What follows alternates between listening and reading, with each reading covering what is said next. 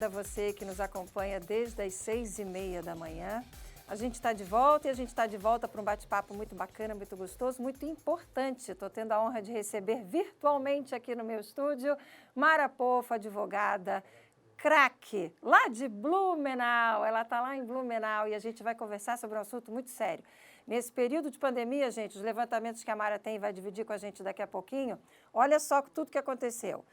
Menos casamentos, menos uniões estáveis, mais separações, mais divórcios e um maior número de testamentos. Me chamou muita atenção disso.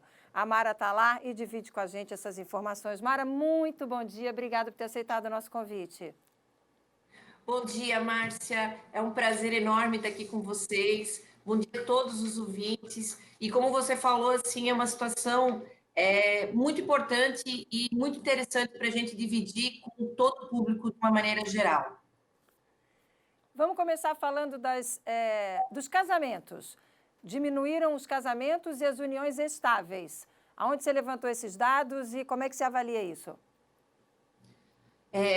O que aconteceu durante a pandemia? A gente tem que dividir isso em dois períodos. O período inicial, logo que começou a pandemia, de março mais ou menos a maio, e o período posterior, que vai até a data de hoje. Obviamente que houve uma queda no número dos casamentos por alguns motivos. O motivo prático das pessoas não terem festas, não poderem fazer uma cerimônia, não poderem celebrar, e o motivo talvez um pouco real, que é no sentido das pessoas terem se isolado obrigatoriamente, e hoje a gente sabe que os namoros, os relacionamentos, eles não são mais como eram no passado, no sentido de uma pessoa ficar na casa dos seus pais e a outra ficar na casa dos outros pais. E automaticamente haver uma união. E essa união, com a pandemia, ficar claro que a convivência, infelizmente, não daria certo. Então, nós podemos ter dois olhares em relação aos casamentos, no sentido, e até peço desculpa pela minha objetividade, que esse casamento não deu certo, então foi até bom ter concretizado, e uma situação que a gente pode lamentar de que talvez o investimento no relacionamento,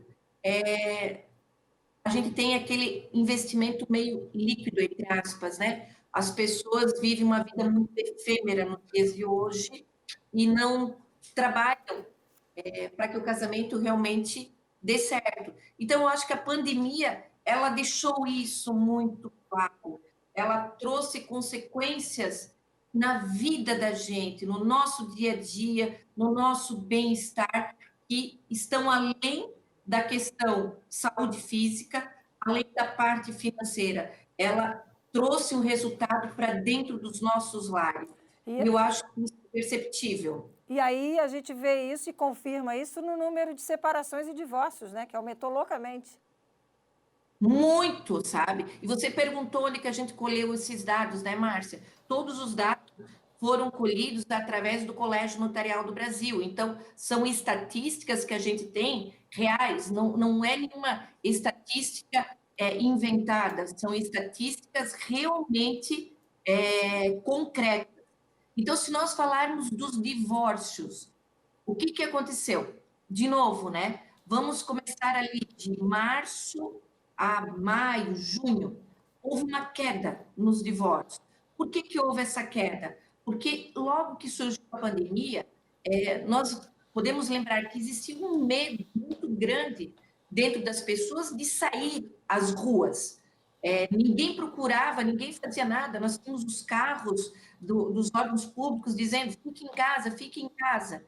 Então, os relacionamentos estavam ruins, mas as pessoas não saíam à procura dos advogados, dos meios legais para poder se divorciar. Mas a gente pode observar que no Google a pesquisa por divórcio disparou loucamente, foi para 98% de aumento. E depois que a pandemia deu uma acalmada, os números de divórcio aumentaram mais de 50% no nosso país. E eu tenho um pensamento, e eu comento isso sempre. Você imagina o seguinte: nós estamos aqui falando de Blumenau, Florianópolis. Onde que nós estamos? No interior, eu aqui no interior do estado, no interior do Brasil, no interior do mundo. Se nós tivemos dentro do nosso ambiente um aumento drástico de divórcios, imagine isso em nível mundial. Quanto que não impactou nos lares, quanto que isso não teve um reflexo intenso dentro das nossas casas. E eu enfatizo muito isso, dentro dos nossos lares. Por quê? Porque a nossa vida é dentro de um lar. Então, as consequências da pandemia, insisto, elas estão além do aspecto físico de saúde, e elas estão além do aspecto financeiro, que a gente teve um impacto. E o nosso lar, para mim, né, é a coisa mais importante que a gente tem na vida. É onde a gente encontra paz, sossego, tranquilidade, aconchego na alma. E se o nosso lar não está bom, nada fica bom. Então, o número de divórcios aumentou enlouquecidamente. E Mara, o que... por quê?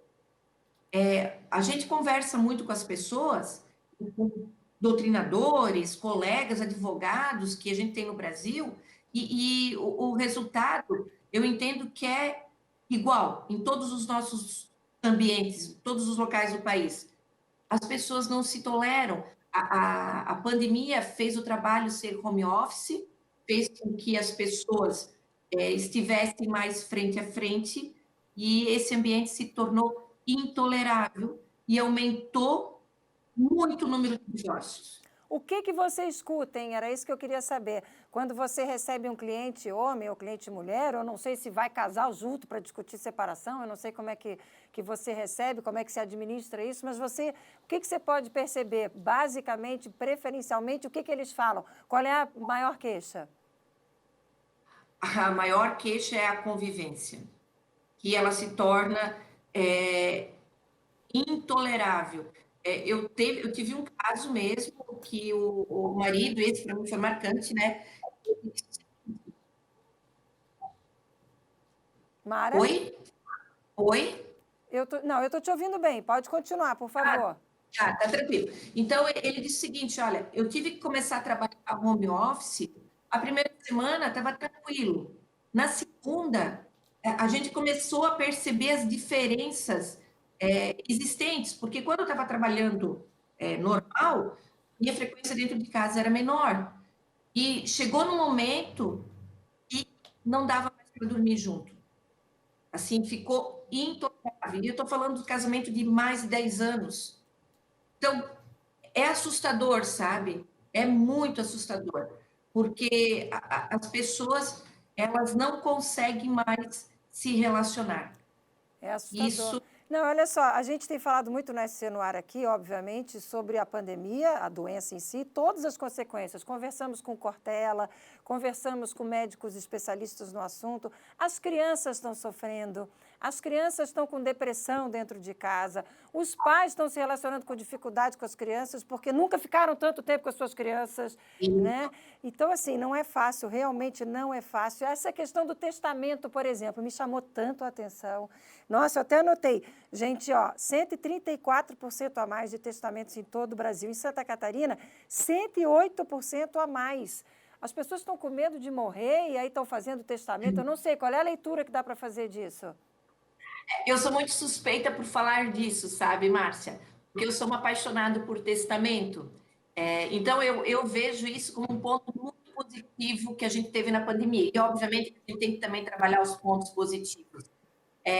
O próprio doutrinador na área de família, ele diz o seguinte, que nós estamos realmente fazendo testamento e falando de testamento, porque pela primeira vez se entende que a vida é efêmera e as pessoas estão lidando com essa efemeridade, dessa constância de que a qualquer momento nós podemos partir para outro mundo.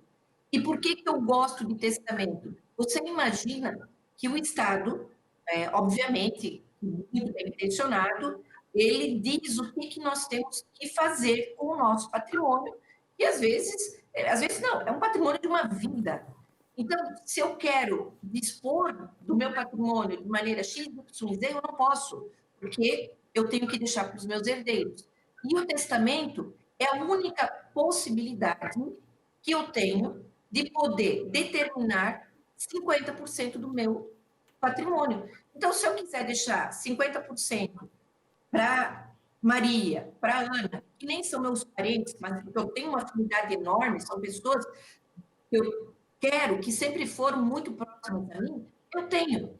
Então, a pandemia, ela desenhou isso para a população de uma maneira muito mais ampla e as pessoas puderam parar e perceber que tratar do assunto morte não é um tabu, tem que ser visto, porque a única certeza que nós temos é que um dia a gente vai partir. E o que é bom, na verdade, porque à medida que a gente envelhece, a gente sabe que existe um fim. E isso deixou muito claro. Então, eu sou uma apaixonada por testamento, amo fazer testamento, porque eu entendo que ele é pessoal, é a tua autonomia de vontade. Você determina o que quer fazer com o seu patrimônio. Então, foi um aspecto muito positivo. Há quem diga, até fazendo um parênteses aqui, que os divórcios também foram positivos, porque quando o relacionamento não dá mais certo, a pessoa tem que se divorciar. Hoje no Brasil é muito fácil a gente se divorciar, porque basta querer. Assim, não existe mais discussão sobre o tema divórcio. Então, alguns dizem o seguinte: olha, nós temos que enaltecer. Eu tenho as minhas reservas, porque eu acho que a gente pode lutar mais ou pensar mais antes de casar, para evitar todo esse desgaste. Até porque, aquilo que você disse, né? Nós temos crianças em regras envolvidas, e as crianças sofrem as maiores consequências de um casamento desfeito. Então, temos que pensar nesse assunto família com uma relevância muito maior. Eu ouso dizer que isso deveria ser tratado no ensino médio, dentro dos colégios, para que as pessoas, quando fossem dar um novo passo, entendessem de uma maneira mais clara o que elas estão fazendo. Olha, gostei da ideia. Mara Povo, que bate-papo gostoso. Não falei, gente, que ela era craque, que o bate-papo ia ser bacana.